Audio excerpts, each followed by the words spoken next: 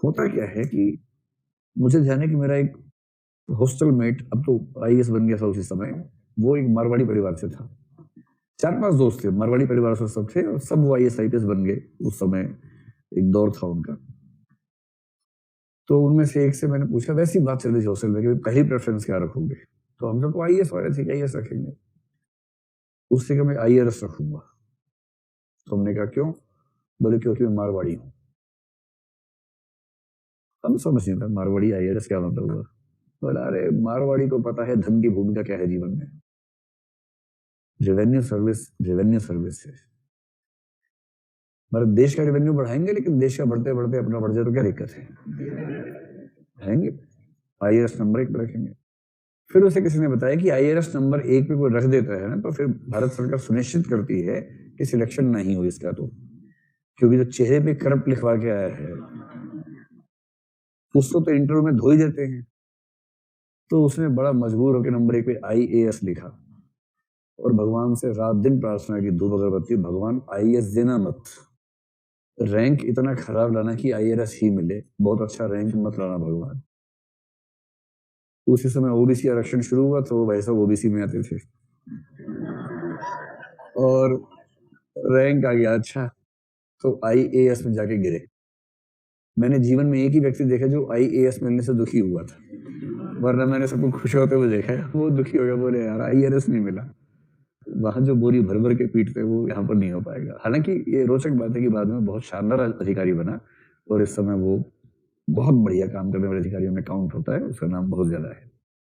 तो उसने एक बात और बताई, जो बात महात्मा गांधी भी कह रहे हैं और जो बात राहुल गांधी के पक्ष में भी जाती है, जो नरेंद्र मोदी के पक्ष में नहीं जाती है बात, वो ये है, जैसे हम कई बार कहते हैं ना कि भाई राजनीतिज्ञ का बेटा राजनीतिज्ञ क्यों बनता है, नेता का बेटा नेता क्यों होना चाहिए?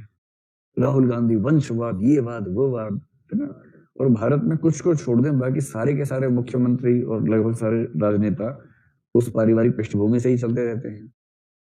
तो उसका विरोध करना आसान बात है, लेकिन उसके समर्थन में भी एक तर्क है और वो तर्क महात्मा गांधी की वर्ण व्यवस्था के तर्क से मेल खाता है। वो ये है, तो जैसे कल को आप या मैं सोचे कि हम पॉलिटिक्स में उतर जाएं, ठीक है, मान लीजिए कोई उतर जाए हम में से जिसकी बैकग्राउंड नहीं है, उसने इलेक्शन लड़ा, इतने हजार तरह के झंझट आएंगे जो उसने सोचे भी नहीं होंगे कभी।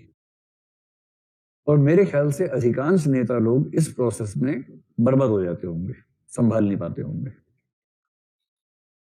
रेयर बात होती है कि कोई संभाले। जैसे अरविंद केजरीवाल जब पहली बार सीएम बना तो रात दिन वो आगे उबलता रहता था, मोदी जी ये सब चलता रहता था। 4-5 साल लग गए उसको ये समझने में कि पॉलिटिक्स किस तरह से की जानी चाहिए, कि काम पे बात करो न कि केवल विरोध करो। अब इतने 4-5 साल हर व्यक्ति को मिलते भी तो नहीं है ना प्रयोग करने के लिए। लेकिन जो व्यक्ति एक ऐसे परिवार में पैदा हुआ जिसने बचपन से पॉलिटिक्स को देखा है, जो इंदिरा गांधी की गोदी में बैठ के गीला करता हो, तो समझ रहे हैं उसकी हैसियत सोचिए राहुल गांधी की। और कैबिनेट मिनिस्टर्स और राष्ट्रपति से चिकोटी काटते हो बचपन में। राष्ट्रपति वो बॉल बैट से बॉल मारा, राष्ट्रपति भाग रहे हैं बॉल लाने के लिए कि लो बेबी लो, फिर मारा, फिर राष्ट्रपति भागे बॉल लाने के लिए। जो इस माहौल में रहा होगा, जिसके घर में बातें क्या होती होंगी कि पापा कह रहे हैं कि ऐसा करो कर्नाटक में राष्ट्रीय शासन लगा दो। कहा क्या लगा लो? कर्नाटक में राष्ट्रपति शासन लगा दो। इसे बचपन में सुन लिया, 6 से लगाते हैं, ठीक है। ऐसी बातें सुनते सुनते बड़ा हो रहा है। उसका तनाव, पापा पीएम है, पापा बैठे हैं, 3 मंत्री बैठे हैं, बच्चा खेलते हुए अंदर चला गया और बात चल रही है कि श्रीलंका में ऐसी स्थिति हो गई, आईपी की अब भेजनी पड़ेगी वहां पर। तो बच्चा बैठ के सुन रहा है कि अच्छा अच्छा भेजो पापा, बढ़िया भेज दो। अब इसकी जो ट्रेनिंग है, ट्रेनिंग का जो लेवल है, ये जब पॉलिटिक्स में आएगा तो संभावना, गारंटी नहीं है, राहुल गांधी ने साबित किया गारंटी नहीं होती है। इस बात की प्रबल संभावना है कि ये व्यक्ति बाकियों की तुलना में ज्यादा जल्दी चीजों को सीख लेगा, क्योंकि इसने बचपन से सीखा है। तो मेरे उस दोस्त ने उस समय एक बड़ी अच्छी बात बताई थी। वो सीए भी था, मेरा चार्टर्ड अकाउंटेंट था, बाद में आईएएस बना। तो मैंने कहा सीए क्यों बनेगा, आईएएस बना? तो बोला कि Marwaris are born half CS. Marwari पैदा होते ही आधा सीए हो जाता है, बाकी केवल एग्जाम पास करने होते हैं, वो हम कर लेते हैं। तो तब तो मैंने इसको मजाक समझा, लेकिन अब लगता है वो ठीक कह रहा था। क्योंकि जिस घर में रात दिन बात इस तरह की होती होगी कि अरे इतनी पेटी आई है, ये पेटी वहां लगा दो, इतना ब्याज मिल रहा है वहां लगा दो, यहाँ से हटा दो वहां लगा दो, ये पैसा इधर करना है, ये पैसा वहां करना है, हुंडी चेक पता नहीं क्या क्या सारे शब्द सुनता होगा। आपने हवाला पहली बार जीएस में पढ़ा होगा, वो 8 साल की उम्र से हवाला करते हैं।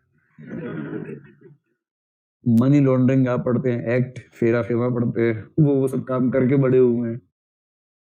तो उनकी जो ट्रेनिंग का लेवल है वो लेवल अलग हो जाता है। और महात्मा गांधी इस बात को बड़ी शिद्दत से मानते हैं कि वर्ण व्यवस्था की सबसे अच्छी बात है कि अपने प्रोफेशन की ट्रेनिंग बचपन से मिलती रहती है, और जब तक आप युवा होंगे तब तक जाने अनजाने में ही इतने ट्रेंड हो जाएंगे कि एक व्यवसाय आपके लिए तैयार हो जाता है। और जब एक ऑटोमेटेड सिस्टम ऑफ ट्रेनिंग घर के अंदर मिल सकता है तो फिर हम क्यों अलग से उसका प्रयास करें, अलग से व्यवस्था करें। ये उनका वर्ण व्यवस्था के पक्ष में जो तर्क है उनमें से एक तर्क ये है। ये तर्क ऐसा ही कि अंतिम तर्क है, लेकिन एक तर्क उनका ये आता है, और इसलिए वो इस कंटेक्स्ट में ये कह रहे हैं कि वैश्य समुदाय का व्यक्ति उत्पादन की प्रक्रियाओं में ज्यादा प्रखर और सक्षम है। ये मैं मानता हूं क्योंकि वैश्य समुदाय के व्यक्ति का स्वधर्म है आर्थिक क्रियाओं में शामिल होना। इसलिए मैं ये नहीं कहूंगा कि उत्पादन न हो, मैं ये नहीं कहूंगा कि उत्पादन केवल सार्वजनिक हो। वो तो राज्य को खत्म करने के मूड में है, जब राज्य खत्म कर देंगे तो कैसे उत्पादन सार्वजनिक तरीके से होगा। वो कहते हैं कि हर व्यक्ति को अपने स्वधर्म के अनुसार कार्य करना चाहिए, और जिन व्यक्तियों को वैश्य समुदाय में जन्म मिला है उन्हें व्यापार वाणिज्य उद्यम की दुनिया में सफल होना चाहिए, उन्हें संपत्ति का उत्पादन करना चाहिए। बस अंतर कहां आता है, वो कहते हैं कि हृदय परिवर्तन हो सकता है और संपत्ति का उत्पादन करने के बाद भी संपत्ति का उपभोग नहीं करना है। और मार्क्स कहते हैं कि ये कैसे हो सकता है, ये कह रहे हो सकता है हृदय परिवर्तन से, और वो कहता है कि बिना भौतिक स्थितियां बदले चेतना बदलेगी कैसे। इसलिए मार्क्स कहता है कि हिंसक क्रांति ही करनी पड़ेगी, क्योंकि भौतिक स्थितियां बदलनी जरूरी हैं और वो क्रांति से ही बदलेंगी। और गांधी जी कहते हैं कि नहीं, हृदय परिवर्तन से ऐसा हो सकता है और हम करके दिखाएंगे।